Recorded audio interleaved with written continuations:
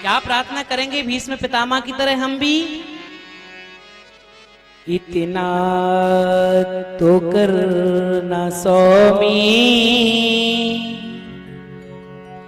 जब प्राण तन से निकले। इतना तो करना स्वामी, जब प्राण तन से निकले। इतना तो करना स्वामी, जब प्राण तन से निकले। इतना तो करना स्वामी, जब प्राण तन से निकले। गोविंद नाम लेकर, गोविंद नाम लेकर, जब प्राण तन से निकले। इतना तो करना स्वामी, जब प्राण तन से निकले। प्रेम से गाएंगे।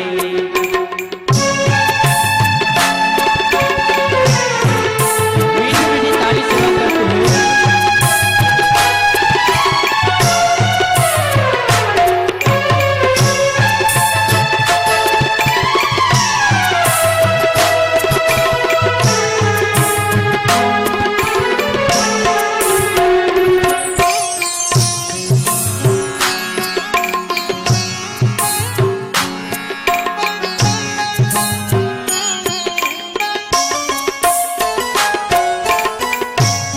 और जहाँ प्राण निकले वो जगह कैसी हो? श्री गंगा जी का तट हो, यमुना का बंसी बट हो। श्री गंगा जी का तट हो, यमुना का बंसी बट हो।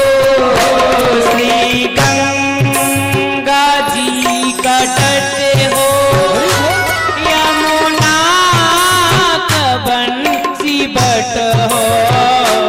श्री गंगा जी का तट हो, यमुना का बंसी बट हो।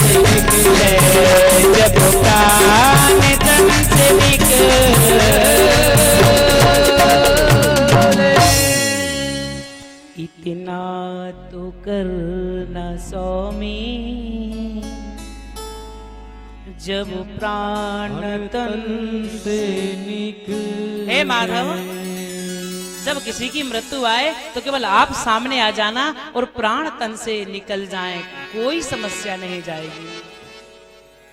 भगवान ने भीष्म पितामह को उपदेश दिया है और भीष्म पितामह जो हैं उनका प्राण का परित्याग हुआ है। भीष्म पितामह ने अपने प्राणों का त्याग किया है और भगवान भीष्म पितामह को आशीर्वाद देके हस्तिनापुरी आए हैं और भगवान अपनी द्वारिका की ओर जाने लगे। भगवान जैसे ही द्वारिका की ओर जाने लगे, माता कुंती दौड़ी दौड़ी आई, बोले प्रभु मुझे आशीर्वाद दो। भगवान बोले मांगो बुआ, तुम्हें क्या चाहिए? माता कुंती ने थोड़ी देर भी नहीं रुका, बोले प्रभु मुझे दुख चाहिए। अगर वरदान कोई देना भी चाहते हो आप तो मुझे दुख दे दो।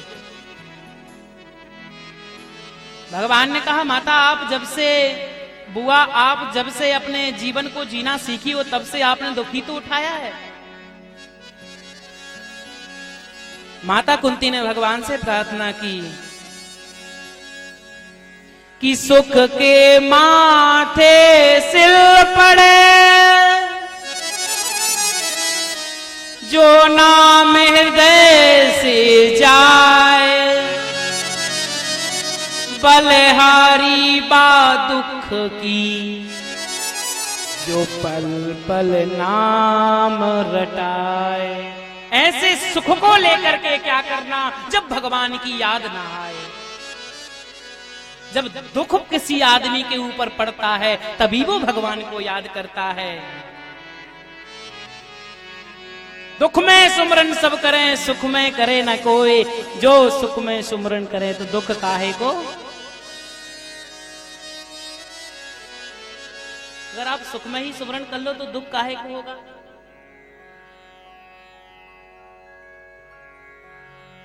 विपदाओ नैव विपदा, संपदाओ नैव संपदा। हे गोविंद, जिस वक्त आपकी याद ना आए वो सबसे बड़ी विपत्ति है, और जब आपकी याद आती रहे वह सबसे बड़ी संपत्ति है। विपदाओ नैव विपदा, संपदाओ नैव संपदा, गोविंदा नाम स्मरणे नित्यम। भगवान का नाम स्मरण होता रहे वही सबसे बड़ी संपत्ति है। हनुमान जी महाराज ने राम जी से क्या कहा? बोले सुनो राम जी, मुझे धन नहीं चाहिए। हनुमान जी महाराज क्या कहते हैं?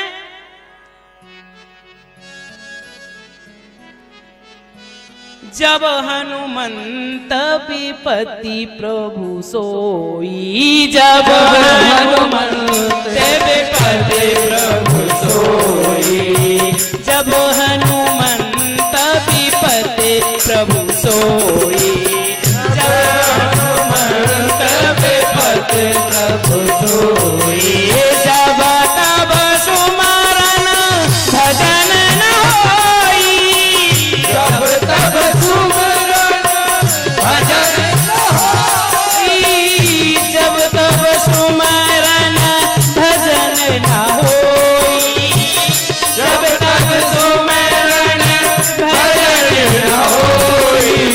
श्री राम जय राम जय जय राम, श्री राम जय राम जय जय राम, श्री राम जय राम जय जय राम, श्री राम जय राम जय जय राम।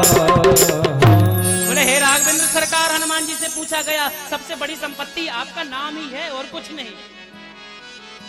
माता कुंती को आशीर्वाद देके भगवान हस्तिनापुर पहुंचे हैं। हस्तिनापुर राज्य में सभी युधिष्ठिर जितने भी पांडव थे सभी को आशीर्वाद दिया है।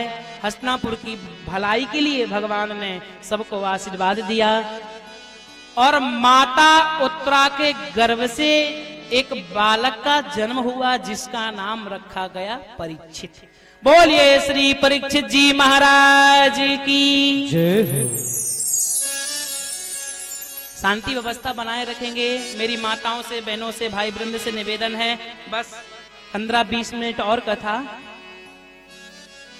बाद में चर्चा कर लेना ना कि आज शाम के भोजन में क्या बनाना है। ये बाद में चर्चा भी हो जाएगी, शाम का भोजन जब शाम होगी तो देखा जाएगा। हाँ, अभी आप आत्मा को भोजन करवाओ। हाँ, आत्मा का भोजन क्या है? भजन, है ना। शरीर को भोजन तो मिल ही जाएगा। तो कहने का तात्पर्य है मेरा माताओं, भगवान कृष्ण पहुंचे हैं कहां? द्वारिका नगरी। और हस्तिनापुर में जो 5 पांडव थे वो परीक्षित महाराज को राज दे करके, अपना पूरा शासन दे करके, राज सिंहासन दे करके जो थे पांडव लोग वो हिमालय पर चले गए। अब ध्यान देने की बात यह है, जो परीक्षित जी महाराज थे उनका क्या हुआ? राज तो दे करके चले गए। दूसरे दिन की कथा का आखिरी सत्र चल रहा है, इसको विशेष ध्यान से सुनना आप। दूसरे दिन की कथा का सार, पूरे दिन भर की दूसरे दिन की कथा का जो सार है, निचोड़ है, वो इन 20 मिनटों में ही मिलेगा। महाराज जो परीक्षित थे, उत्तरा के पुत्र, उनका विवाह हुआ महारानी इला के साथ में। अजय विजय त्रिजय परीक्षित जी महाराज के जब बड़े हो गए तो विवाह हुआ। इसके बाद उनके 4 पुत्र हुए, जिनमें से उनके बड़े पुत्र का नाम था जन्मेजय।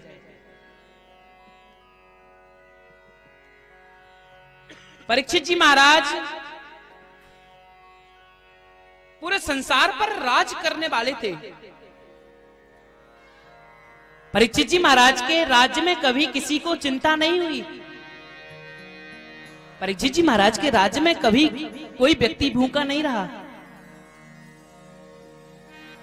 एक दिन महाराज परीक्षित के मन में विचार आया कि मुझे अपना राज्य घूमना चाहिए, जंगल में घूमना चाहिए, कि आखिर ये जो जंगल है इसमें कौन रहता है, कितने महात्मा रहते हैं। परीक्षित जी महाराज के मन में एक दिन संकल्प उठा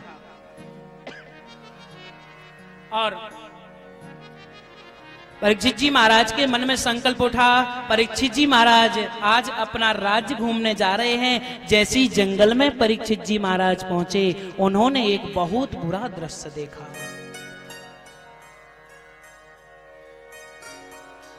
परीक्षित जी महाराज ने देखा कि एक गाय माता जमीन पर पड़ी हुई है और एक काला काला आदमी हाथ में तलवार लिए उस गाय माता को मार रहा है।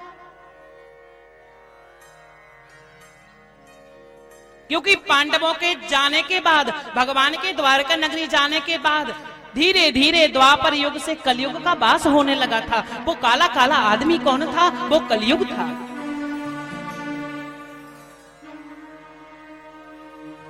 गाय माता, पृथ्वी माता गाय का रूप धारण करके आई थी। जैसे जैसे कलयुग बढ़ता गया, गाय माता का तिरस्कार होता गया इस संसार से। जैसे जैसे कलयुग बढ़ता जा रहा है, गाय माता को लोग भूलते जा रहे हैं। वही गाय माता प्रार्थना करती है ठाकुर जी से, वही गाय माता। आज महाराज परीक्षित को देखा, वह गाय माता प्रार्थना करने लगी। बोले महाराज, आपके राज्य में और ऐसी दुर्दशा?